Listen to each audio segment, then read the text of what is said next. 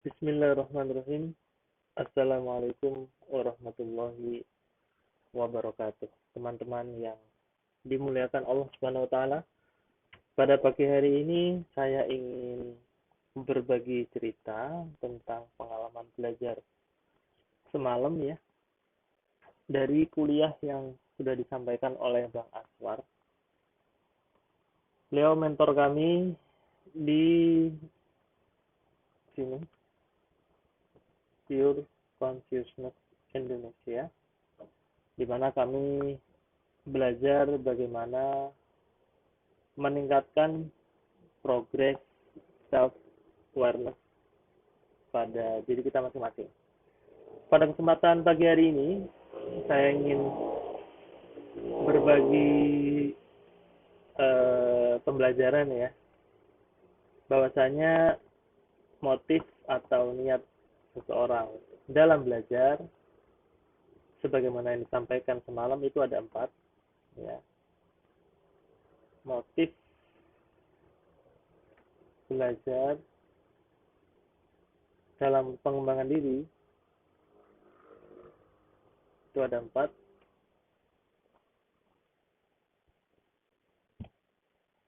Oke, apa saja itu? Saya akan sebutkan 2 di antara 4 ya. Saya sebutkan 2 di antara 4. Jadi ada 4 motif. Yang pertama, seorang ketika ingin belajar, seorang ketika mengikuti suatu grup, bergabung pada satu organisasi, itu dia keinginannya ingin mendapat apa.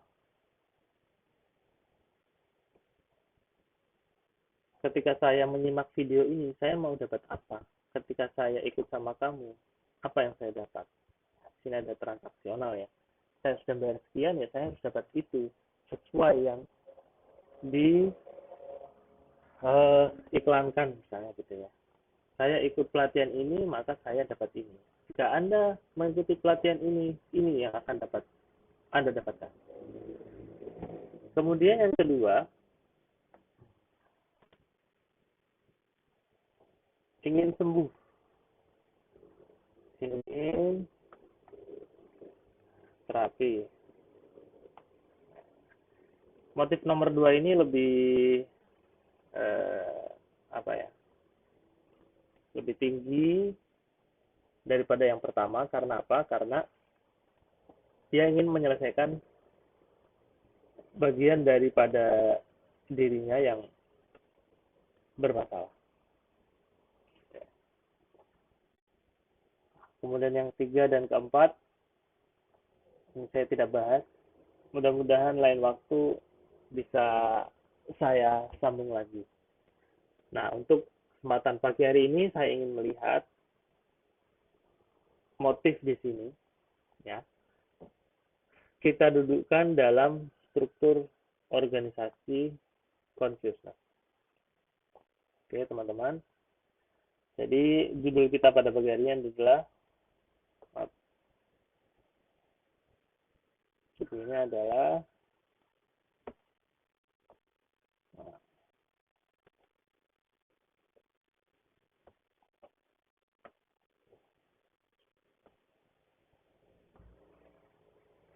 determinan niat atau motif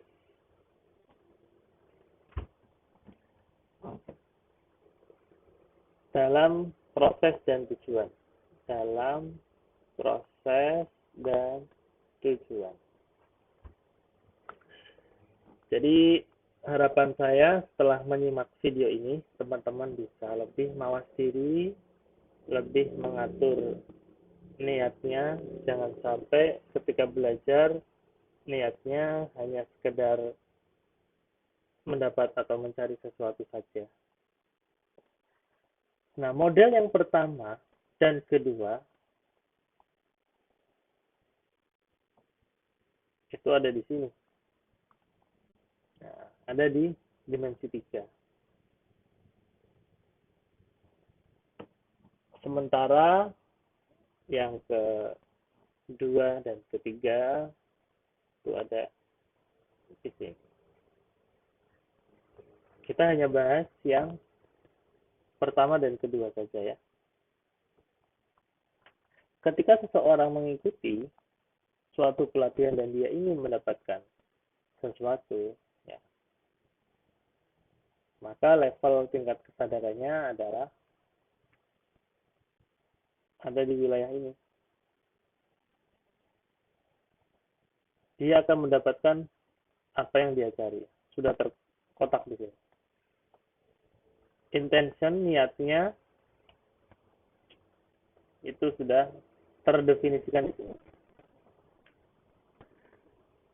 Sampai dia mengenali bahwa dia dioperasionalkan oleh tingkat kesadaran di dimensi 3 dan dia menggugat itu, maka dia ada kesempatan untuk masuk di dimensi yang selanjutnya. Nah, kita perlu mengenali kedudukan kita pada saat belajar, sehingga kita tahu diri. Jangan sampai kita mengharapkan sesuatu yang di luar haknya. Karena ekspektasi terlalu tinggi, padahal niat awal dia sudah terdefinisikan di sini, di ruang ini, di dimensi ini. Sementara ekspektasinya melalang jauh ke depan, sehingga yang timbul adalah kekecewaan. Oleh karenanya, penting untuk kita semua untuk mawas diri, jangan sampai salah niat, karena niat itu akan menentukan proses dan hasil yang akan kita dapatkan. Kita pernah dengar sebuah hadis yang disampaikan oleh Rasulullah ketika itu sedang hijrah, ya. Innamal a'malu binniyat wa innamal likulli imri'in ma nawa. Sesungguhnya segala sesuatu perbuatan yang dilakukan oleh seseorang itu tergantung pada niatnya. Dan setiap orang akan mendapatkan sesuai dengan apa yang dia niatkan. Kalau niatnya hanya sekedar ingin menyembuhkan diri saja, maka dia akan mencari cara bagaimana dia bisa sembuh. Kalau seseorang hanya ingin diterapi saja, melepaskan beban-beban yang ada pada dirinya, maka dia akan mendapatkan itu saja. Hanya sekedar stimulus dan respon. Kita mau apa, kita dapatnya apa. Itu sesuai. Nah, kita perlu menggugat. Kenapa sebetulnya saya ini kok bisa sakit seperti ini? Nah, ini pertanyaan sudah mengarah kepada motif yang selanjutnya. Cuma itu tidak saya bahas pada kesempatan kali ini ya. Tapi setidaknya kita punya ide pikiran jangan sampai hanya sekedar mengobati diri saja. Sementara tidak diketahui akar dari sakitnya itu timbul. Karena itu hanya mengobati efek saja. Yang namanya efek itu terjadi karena ada sebab.